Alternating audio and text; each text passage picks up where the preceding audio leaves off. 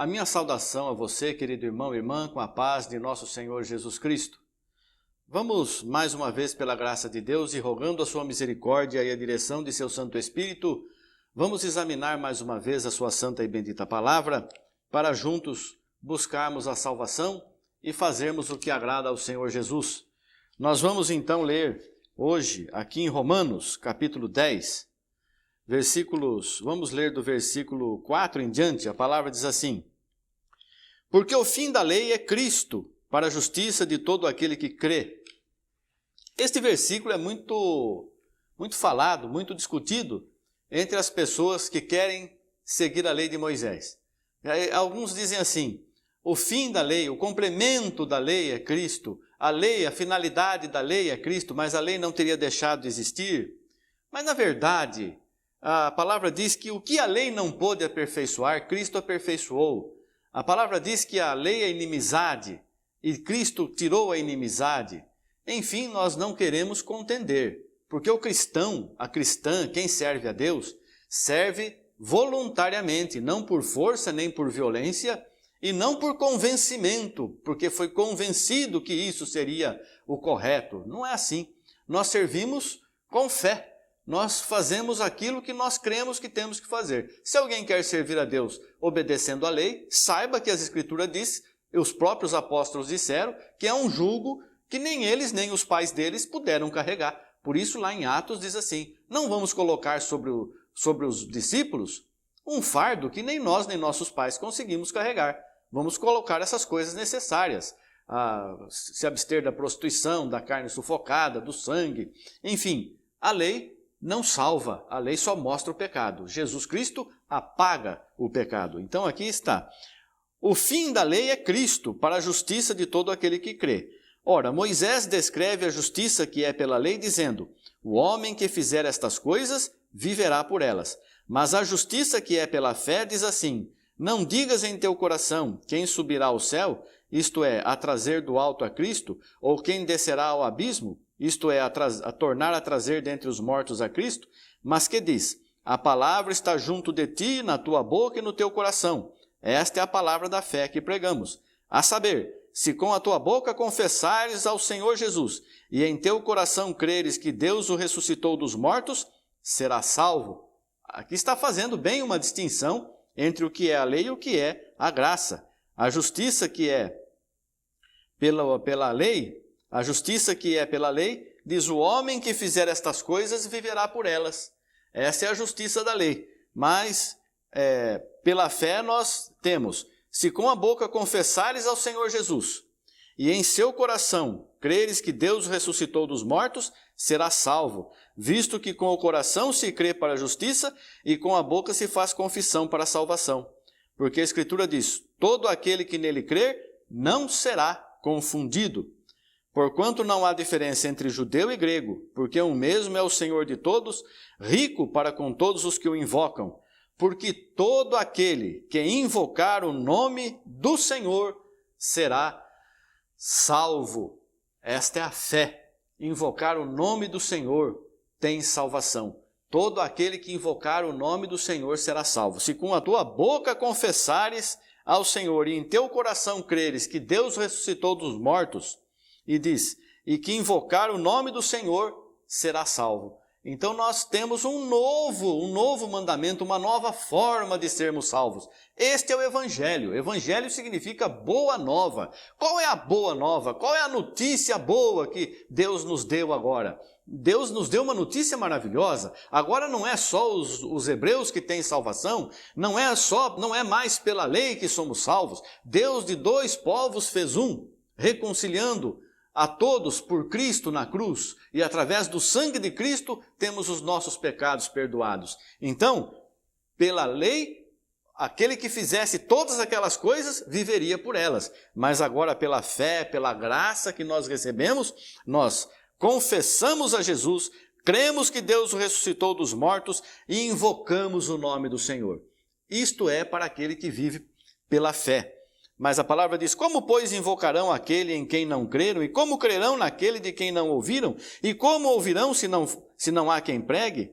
Como pregarão se não forem enviados? Então nós estamos sendo enviados para transmitir esta palavra, esta salvação, este evangelho. Estamos indo por todo mundo, não só eu, mas milhares, milhões de irmãos pregando o evangelho por toda a terra, porque se cumpre a palavra de Deus e este evangelho será anunciado em todo o mundo antes que venha o grande dia do Senhor. Então nós estamos anunciando o evangelho em todas as partes, o evangelho está sendo anunciado. E não existe nada novo, não. Tem pessoas que acham que descobriram coisas novas ou que têm uma doutrina diferente. Tudo está escrito aqui. Nós só estamos sendo revelados conforme a vontade de Deus. No seu tempo, no seu momento, na sua hora, Deus nos dá a revelação e nós transmitimos aquilo que o Senhor nos tem revelado. Nós estamos crescendo no conhecimento das Escrituras, no conhecimento de Deus. Então nós vemos aqui que essa invocação, porque crer, a palavra diz aqui, né? Se com a tua boca confessares ao Senhor Jesus, nós confessamos ao Senhor Jesus, que Ele é o nosso Deus, o nosso Salvador, e em teu coração creres que Deus o ressuscitou dos mortos.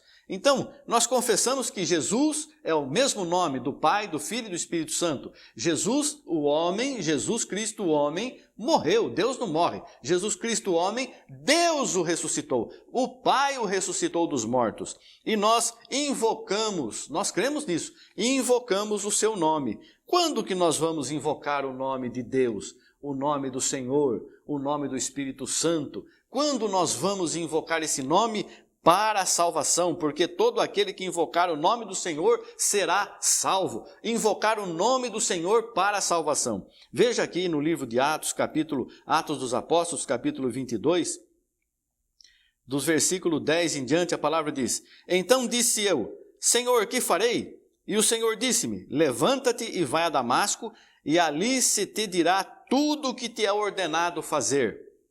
E como eu não via por causa do esplendor daquela luz, fui levado pela mão dos que estavam comigo e cheguei a Damasco. O apóstolo Paulo narrando a sua conversão. Ele tinha a carta dos sacerdotes para prender os discípulos, aqueles que invocavam o nome do Senhor. E no meio do caminho apareceu uma luz muito forte, ele ficou cego, caiu do cavalo, não enxergava mais.